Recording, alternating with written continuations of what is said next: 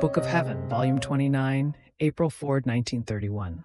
The I love you is thunder, the divine will is heaven, our humanity is earth, the pains of the heart of Jesus, exchange of life, the divine will, origin, means, and end. My abandonment in the arms of the most holy supreme will continues. And even though I feel myself under the thick clouds of inexpressible bitternesses, which take away from me the beauty of the divine light, and if I feel it, it is behind these clouds. Yet, as I say my I love you and do my acts in the fiat, the thunder is formed, and unleashing the lightning, it rips the clouds open, and through those rips, the refulgent light enters into my soul and brings me the light of the truth that Jesus wants to manifest to his little creature. It seems to me that the more I repeat my I love you, the more often I thunder and lightning. And these lightnings, piercing the clouds, wound my highest good, Jesus, who, wounded, sends me his light as herald of his little visit to his embittered daughter. So while I was in this state, my beloved Jesus came in a pitiful and afflicted state. His arms were broken from the grave offenses received, and throwing himself into my arms, he asked me for help in so many pains. I was unable to resist, and while clasping him in my arms, I felt his pains being communicated to me, but so many as to feel myself dying, so I fell into the abyss of my painful state.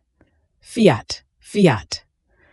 But the thought of being able to relieve Jesus with my little pains gave me peace, and although Jesus had left me alone in the pains, later he came back and told me, "My daughter, true love can do nothing, nor can it suffer, if it does not share it with one who loves me.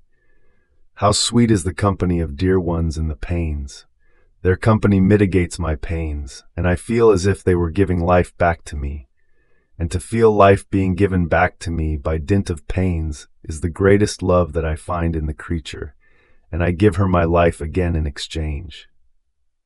So the love is so great that they exchange the gift of life, one for the other. But do you know who drew me into your arms to ask you for help in my pains? The continuous thundering of your I love you, which making bolts of lightning, drew me to come to throw myself into your arms, to ask you for relief. Moreover, you must know that my divine will is heaven, your humanity is earth. Now, as you keep doing your acts in it, you take heaven, and the more acts you do, the more room you take in this heaven of my fiat. And while you take heaven, my will takes your earth, and heaven and earth are fused together and remain dissolved one within the other." After this, I continued my abandonment in the divine fiat, and blessed Jesus came back with his heart open, from which blood was pouring.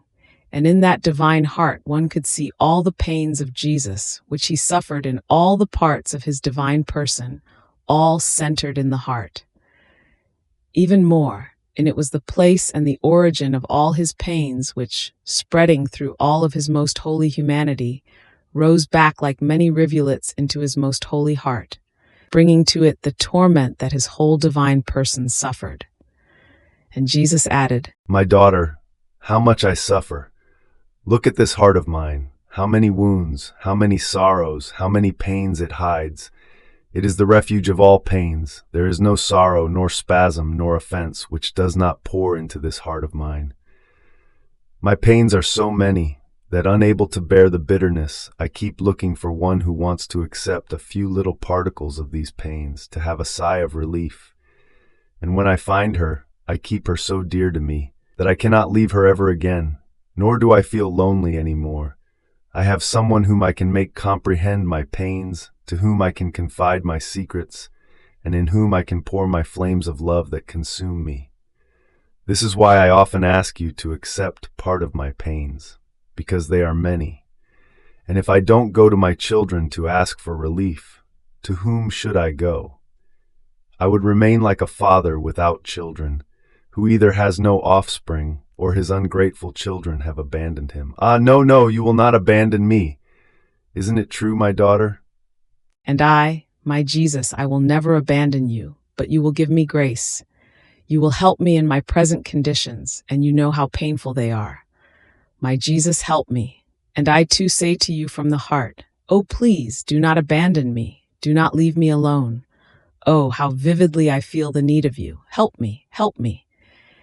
And Jesus, assuming a sweeter appearance, took my poor soul in his hands, and in the depth of it he wrote, I place my divine will in this creature as origin, means, and end. And then he repeated, My daughter, I place my divine will in your soul as origin of life, from which all your acts will descend, as though from one single point, and diffusing in all your being, in the soul and in the body, they will make you feel the palpitating life of my divine will in you, which will hide within itself, as though inside a sacrarium, all your acts as continuation from its divine origin. Now, by having my divine will as origin, you will remain fully ordered in your Creator, and will recognize that every origin comes from God, and will give us the glory and the requital of love of all created things which have come out of our creative hands. By doing this, you will embrace the work of creation, of which we were the origin, the life and the preservation. From the origin you will pass to the means. You must know that man, by withdrawing from our divine will, denied the origin and disordered himself, and he remained vacillating, without support, without strength. At each step, he felt himself pushed to fall, as though feeling the ground missing under his feet, and heaven over his head in act unloading itself upon him in a fierce storm. Now a means was needed in order to firm up the earth and make heaven smile, and here is my coming upon earth as means to reunite heaven and earth, God and man. So to one who has my divine will as origin, the means is revealed, and she will embrace the whole work of redemption, and will give me the requital of love and the glory of all the pains that I suffered in order to redeem man. Now, if there is the origin and the means, there must be the end. The end of man is heaven, and for one who has my divine will as origin, all of her acts flow into heaven, as the end which her soul must reach, and as the origin of her beatitude, which will have no end. And if you have my divine will as end, you will give me the glory and the requital of love for having prepared a celestial fatherland for creatures as their happy dwelling.